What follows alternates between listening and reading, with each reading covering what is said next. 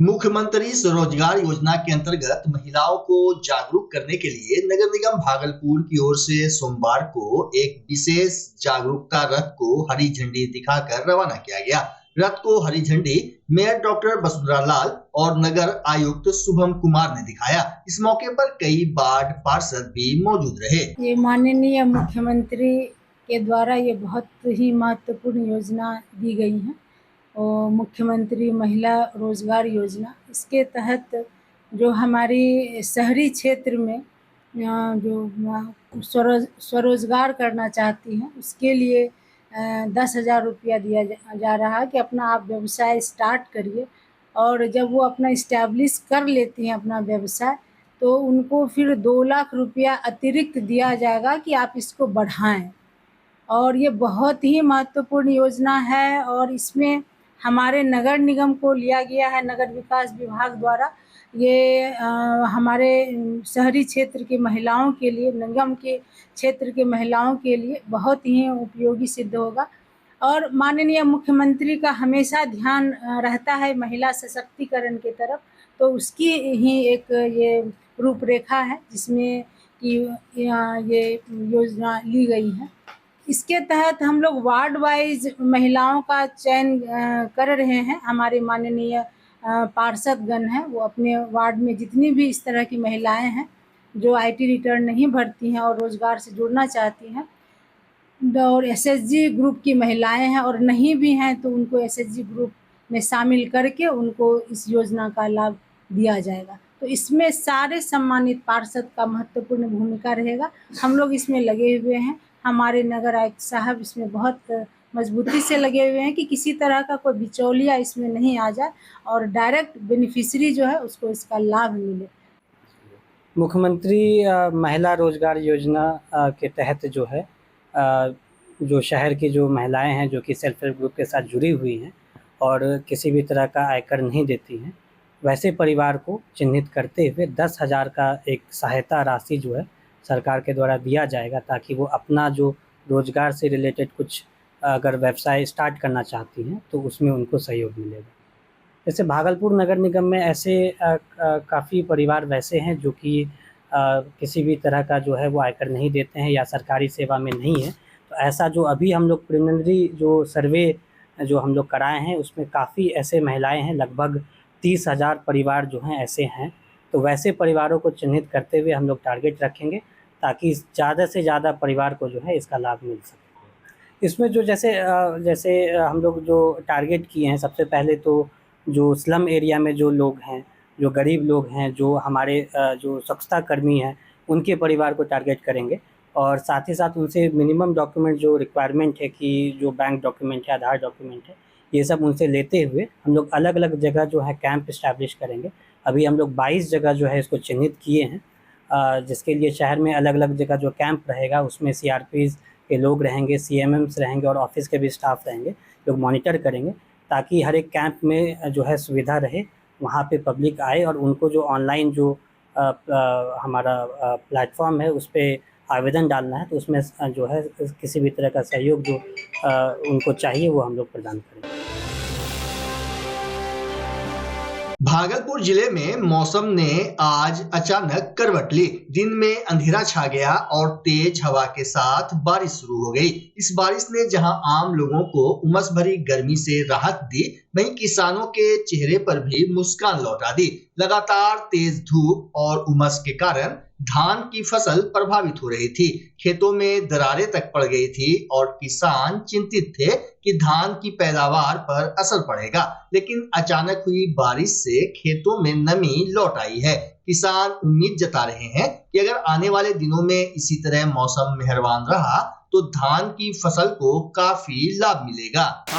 किसानों के लिए ये सोना बरस रहा है, अमृत बरस रहा है और हम लोग तो जो बहुत निराश थे कि जो है पानी नहीं पड़ने से खेत में दरार आ गया था।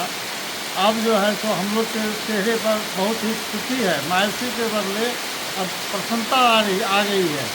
ये आने वाले समय में किसानों के लिए बहुत ही फायदेमंद साबित होगा ये बारिश। इसलिए हम लोग जो है तो भगवान से प्रार्थना करते हैं कि जो है तो समय समय पर बारिश होती रहे और किसान जो है तो प्रसन्न रहे।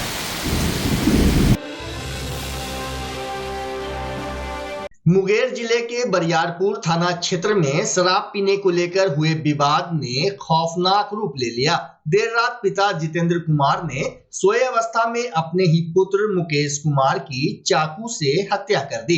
परिजन आनंद फानन में घायल मुकेश को भागलपुर जवाहरलाल नेहरू चिकित्सा महाविद्यालय अस्पताल लेकर पहुंचे, जहां डॉक्टरों ने उसे मृत घोषित कर दिया। घटना के बाद मृतक की पत्नी और परिजन का रो रो कर बुरा हाल है। जानकारी के अनुसार पिता पुत्र के बीच शराब पीने को लेकर अक्सर विवाद होता था। फिलहाल पुलिस मामले की जांच में जुटी है। भैया को मार दिया पापा,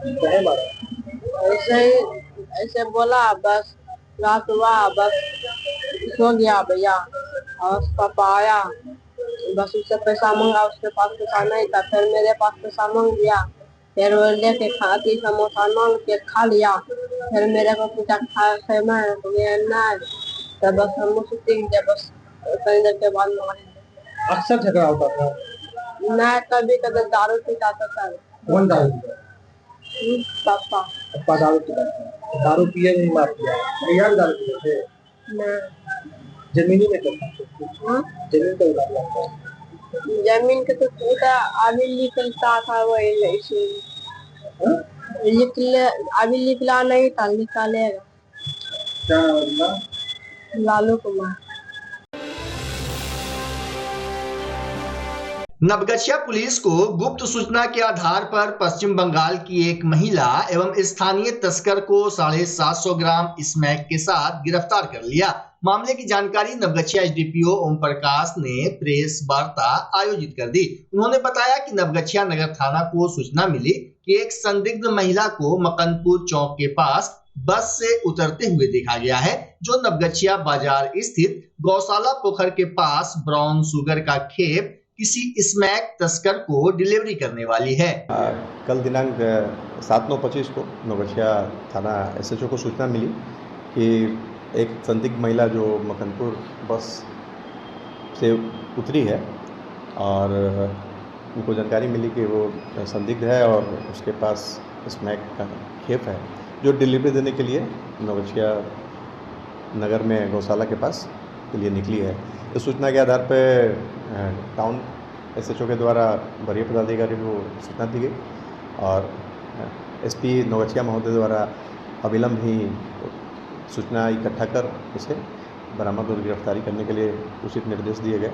इसी निर्देश के आलोक में इंटर उच्च विद्यालय नवगछिया के पास नवगछिया थाना की टीम के द्वारा जांच प्रारंभ किया गया और उसी वाहन जांच के क्रम में देखा गया कि एक महिला और एक पुरुष पुलिस बल को देख के भागने का प्रयास कर रहे हैं। पुलिस बल की मदद से विधिवत उन्हें पुलिस संरक्षण में लेकर उनकी तलाशी ली गई और जो महिला और एक पुरुष जिनको रोका गया उसमें एक नाम जूली है जो पश्चिम बंगाल की रहने वाली है और दूसरा जो गुंजन कुमार है जो भवानीपुर थाना रगरा जिला भागलपुर का रहने वाला है। इनको विधिवत रोक के उनकी तलाशी ली गई। तलाशी क्रम में उनके महिला के पास से एक चॉकलेट के डिब्बे में 723.67 ग्राम स्मैक की बरामदगी हुई।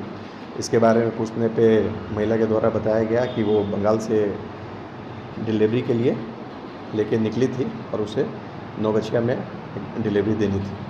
दोनों को विधिवत गिरफ्तार किया गया है और नगर थाना में इस संबंध में कांड संख्या 288-25 संबंधित धारा के दर्ज किया गया है और दोनों को गिरफ्तारी पश्चात विधिवत न्यायिक हिरासत भेजा जा रहा है।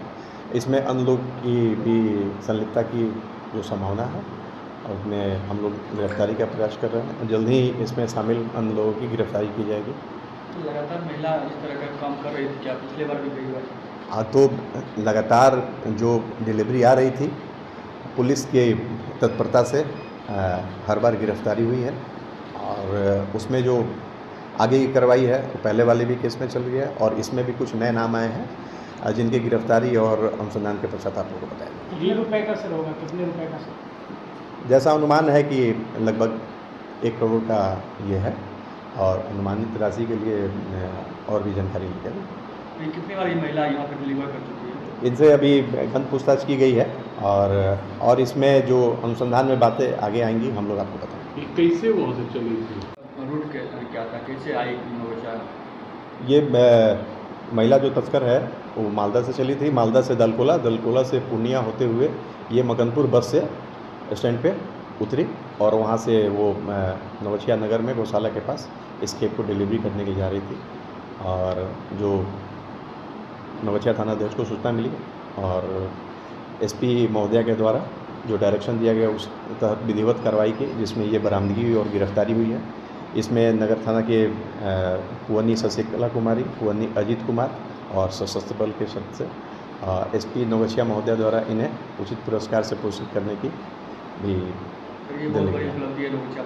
हाँ जी। और पूर्व में भी काफ़ी बड़ी खेप पकड़ी गई थी और कल भी ये खेप पकड़ी गई है।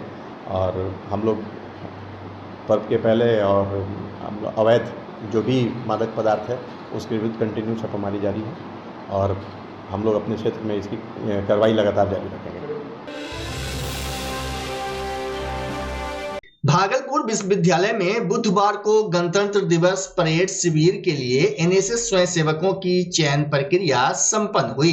टीएमयू के इंडोर स्टेडियम में आयोजित शिविर को लेकर एनएसएस समन्वयक डॉक्टर राहुल कुमार ने बताया कि युवा कार्यक्रम एवं खेल मंत्रालय और एनएसएस क्षेत्रीय निदेशालय पटना के निर्देशानुसार राज्य स्तरीय चयन प्रक्रिया 12 सितंबर को मगध महिला कॉलेज पटना में आयोजित किया जाएगा, जिसमें भाग लेने के लिए विश्वविद्यालय से 16 स्वयंसेवकों और 1 कार्यक्रम पदाधिकारी का चयन किया गया है। मौके पर चयन समिति के सदस्य डॉक्टर प्रज्ञा राय, डॉक्टर संजय जायसवाल, लेफ्टिनेंट देवाशीष उपस्थित रहे। तिलका मांझी भागलपुर विश्वविद्यालय के एमबीए विभाग में सोमवार को शिक्षक दिवस कार्यक्रम का आयोजन सेमेस्टर 2 और 4 के छात्र छात्राओं ने सम्मिलित रूप से किया। कार्यक्रम की शुरुआत दीप प्रज्वलन एवं कुलगीत से हुई। इस दौरान छात्र छात्राओं ने कई तरह के सांस्कृतिक कार्यक्रम की प्रस्तुति दी। वहीं एमबीए की डायरेक्टर प्रोफेसर निर्मला कुमारी ने सबसे पहले डॉक्टर सर्वपल्ली राधाकृष्णन के चित्र पर माल्यार्पण कर उन्हें श्रद्धांजलि अर्पित की। साथ ही उन्होंने अपने कार्यकाल की उपलब्धियों पर चर्चा करते हुए कहा कि जैसे सूर्य पौधों को ऊर्जा देता है, वैसे ही शिक्षक छात्रों को ज्ञान की ऊर्जा प्रदान करते हैं। उन्होंने जोर देकर कहा कि शिक्षक कभी सेवानिवृत्त नहीं होते और जीवन भर दूसरों को ज्ञान देते हैं। डॉक्टर निर्मला ने समाज के विकास में शिक्षक की भूमिका पर भी प्रकाश डाला। उन्होंने कहा कि अच्छे समाज के लिए अच्छे लोगों का चयन आवश्यक है। साथ ही उन्होंने विशेष रूप से एमबीए के छात्रों को लक्ष्य प्राप्ति के लिए कठिन परिश्रम करने की सलाह दी। वहीं आज से सत्र 2025-2027 की कक्षाएं भी शुरू हो गई। पहले दिन छात्र छात्राओं के लिए ओरिएंटेशन क्लास रखा गया, जिसमें मुख्य वक्ता के रूप में क्रिएशन के डायरेक्टर उत्तम झुनझुनवाला को आमंत्रित किया गया था। एमबीए की डायरेक्टर ने उत्तम झुनझुनवाला को पुष्प गुच्छ एवं अंग वस्त्र देकर सम्मानित किया। वहीं प्रोफेसर बादवानी और कुणाल ने अपने संबोधन में छात्र छात्राओं को क्लास में उपस्थिति के लिए प्रेरित किया। कार्यक्रम का संचालन डॉक्टर काजी मोहम्मद कामरान ने किया, जबकि धन्यवाद ज्ञापन डॉक्टर मणिकांता के द्वारा किया गया। इस अवसर पर एमबीए के शिक्षक डॉक्टर पंकज कुमार, डॉक्टर हरीश कुमार समेत सभी कर्मी उपस्थित रहे।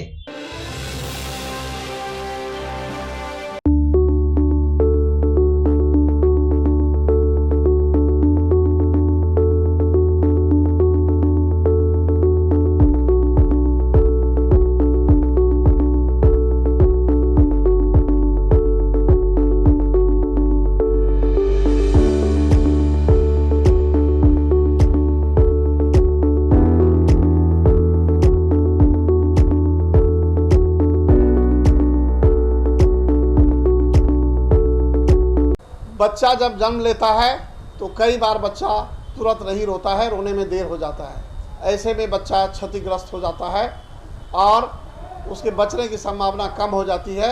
और यदि बचा तो भविष्य में उसमें विकलांगता की समस्या आती है, जिसे सीपी कहते हैं, जिसका कोई माकूल इलाज नहीं है और ज़िंदगी भर बच्चा विकलांगता से जूझ सकता है।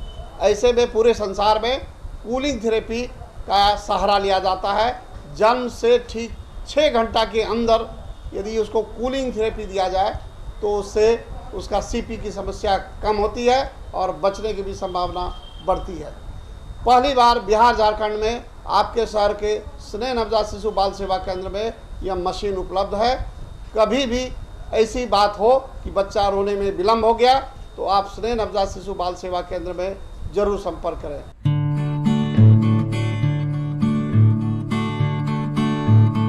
रिंकू एलईडी बल्ब एक बार लाओ और चलाते ही जाओ। हमारे एलईडी बल्ब्स है क्वालिटी में नंबर 1 और एनर्जी एफिशिएंट, जो रखे एनवायरनमेंट और आपके बिजली के बिल दोनों का ख्याल। रिंकू एलईडी बल्ब के साथ एनर्जी बचाओ और बिल घटाओ। ये है पावर सेविंग लाइट जो चले लंबे समय तक और रखे आपके घर को रोशन। हमारे यहाँ एलईडी लाइट्स मिलते हैं एक व्यापक रेंज में जो आपकी हर जरूरत को पूरा करेगी। लेकिन यही नहीं, हमारे एलईडी लाइट सिर्फ चमकदार नहीं बल्कि एनवायरनमेंट फ्रेंडली भी है। तो आज ही लाओ रिंकू एलईडी बल्ब और पाओ 1 साल की वारंटी का भरोसा। रिंकू एलईडी बल्ब्स, नई जनरेशन के स्मार्ट बल्ब्स। आज ही संपर्क करें 8651063786 या मेल करें rinku.led.bulb@gmail.com। हमारा पता असाननपुर, भागलपुर, बिहार 812002।